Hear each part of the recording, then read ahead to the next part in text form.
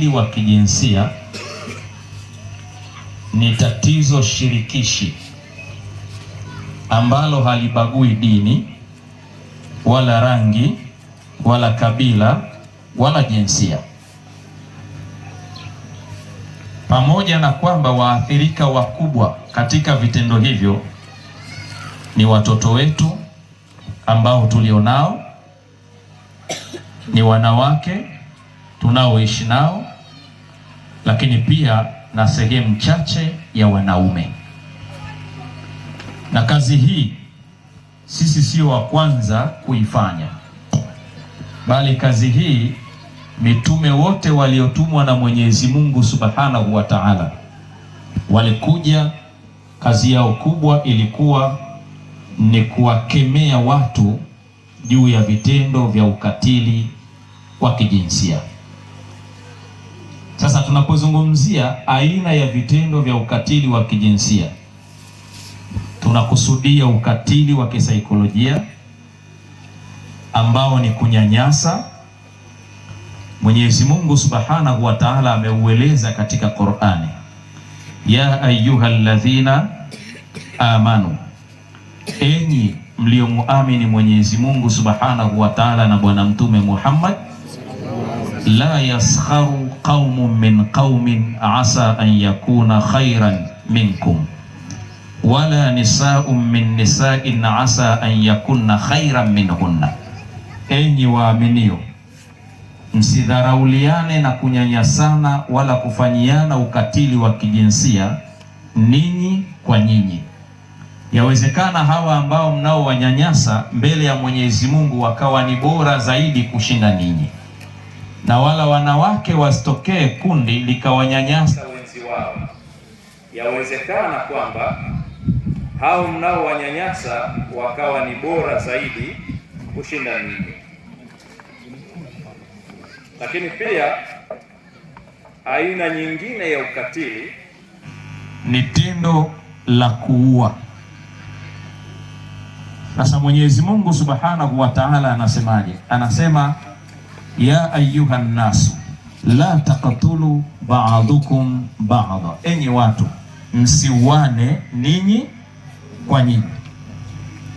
Kwamba wewe hapo ulipo, haijalishi una imani gani, kwamba tendo la kumuua mwenzako au kukatisha maisha ya mwenzako, jambo hilo ni haramu kwa mujibu wa nadharia ya Kiislamu. Na nadharia imekwenda mbali zaidi katika falsafa ya Qur'ani. Mwenyezi Mungu katika hiyo amesema ya ayyuhan nasu, maana yake anaingia Muislamu na asiyekuwa Muislamu, anayemwabudu Mungu unayemwamini wewe na asiyemwabudu Mungu unayemwamini wewe. Ni haramu kwenda kuua nafsi ya mtu na kukatisha maisha ya mtu. Sasa ukija katika upande wa haki za watoto, ambao hawa pia wamekuwa ni wahanga na waathiriwa wakubwa wa matendo ya ukatili wa kijinsia, Mwenyezi Mungu Subhanahu wa Ta'ala anasemaje?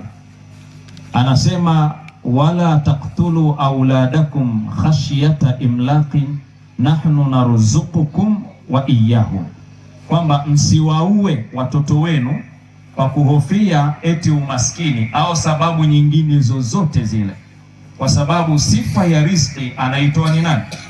Anaitoa Mwenyezi Mungu peke yake. Ndiye anayekuruzukuni ninyi na ndiye ambaye atakayewapa riziki hao watoto. Sasa ukija ukaisoma hii ibara vizuri, maana yake tunakatazwa kuja kuchukua hatua yoyote au sababu za aina yoyote zitakazopelekea kukatisha ndoto za maisha na uhai wa watoto wetu.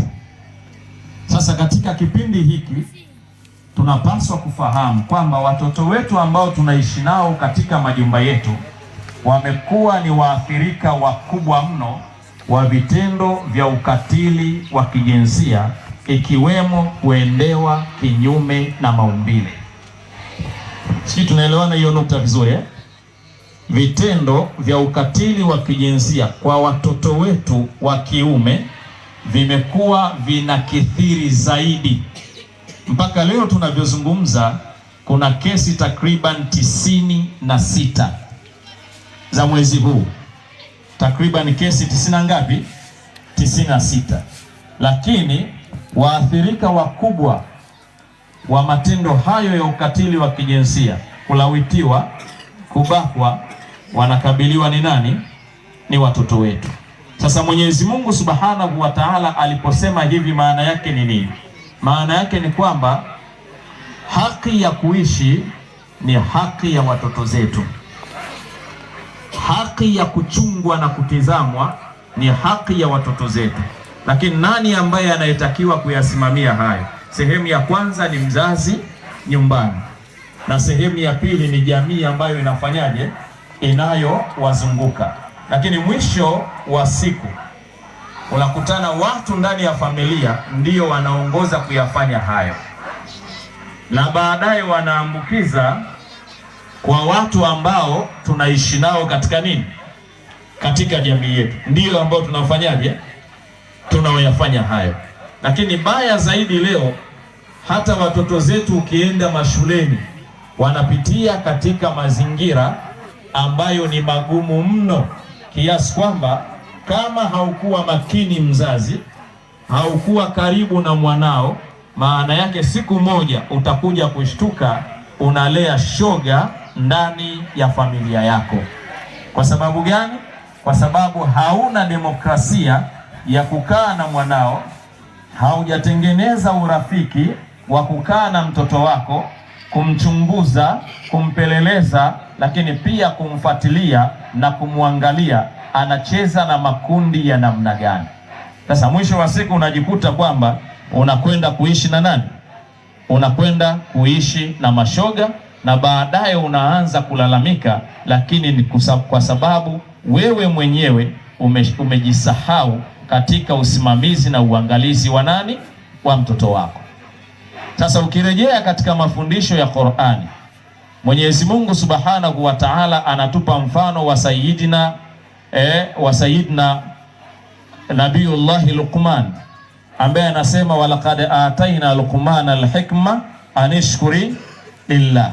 Lakini kule anasema ya bunayya, Luqmani anamwambia mwanawe, ewe mwanangu, la tushiriki billah inna shirka la dhulmun adhim, usimshirikishe Mwenyezi Mungu Subhanahu wa Ta'ala, kwani shirki ni dhambi iliyokuwa kubwa. Lakini kule mbele anamwambia ya bunayya aqimis salata wa'mur bil ma'ruf wanha 'anil munkar, ewe mwanangu, simamisha sala na uhakikishe kwamba unaamrisha mema na kukataza mabaya. Hapa tunajifunza nini? Kwamba katika kipindi hiki ambako jamii imechafuka, nchi imechafuka katika mmong'onyoko wa maadili, familia zetu hazieleweki, maana yake silaha pekee isiyo expire ni silaha ya kuhakikisha kwamba unamlisha mwanao na kumvisha mwanao misingi ya imani katika moyo wake. Imani ikiingia katika moyo wake, maana yake utakuwa umeweka kinga baina yake yeye na mazingira ambayo yanayopelekea kuharibu tabia za mtoto. Sisi tunaelewa.